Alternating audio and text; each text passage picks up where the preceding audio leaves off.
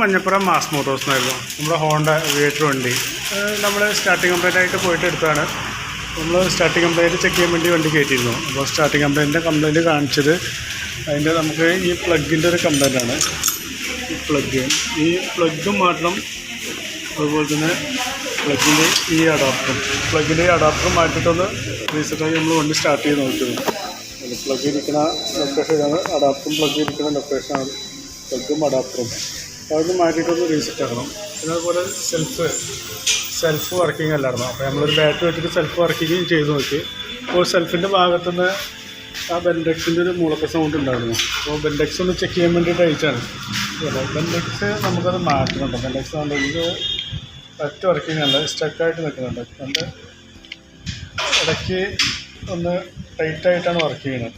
നമുക്ക് ബെൻഡെക്സ് മാറ്റണം. അതുപോലെ ബാറ്ററി ഒന്ന് ചെക്ക് ചെയ്താൽ ബാറ്ററി തീരെ ചാർജ് ഉണ്ടാവില്ല. ബാറ്ററി ചെക്ക് ചെയ്ത് നോക്കി കഴിഞ്ഞപ്പോൾ ബാറ്ററി നമ്മൾ ചെക്ക് ചെയ്ത് നോക്കുമ്പോൾ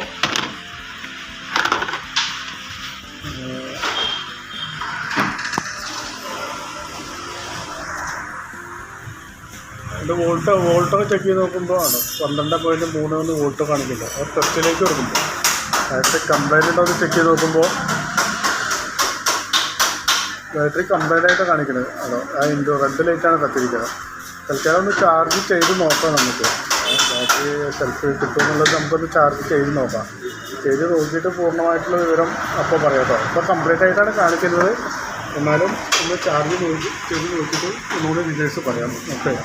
അപ്പോൾ ആ നിലവിൽ വരുന്ന വർക്കിൻ്റെ ഒരു എസ്റ്റിമേറ്റ് കൂടി പറയാം. മറ്റേ ബാറ്ററി കൂടാതെ ബെൻഡെക്സ് അടക്കമുള്ള എസ്റ്റിമേറ്റ് നോക്കിയിട്ടൊന്ന് റിപ്ലൈ ചെയ്താൽ മതി. ഓക്കെ.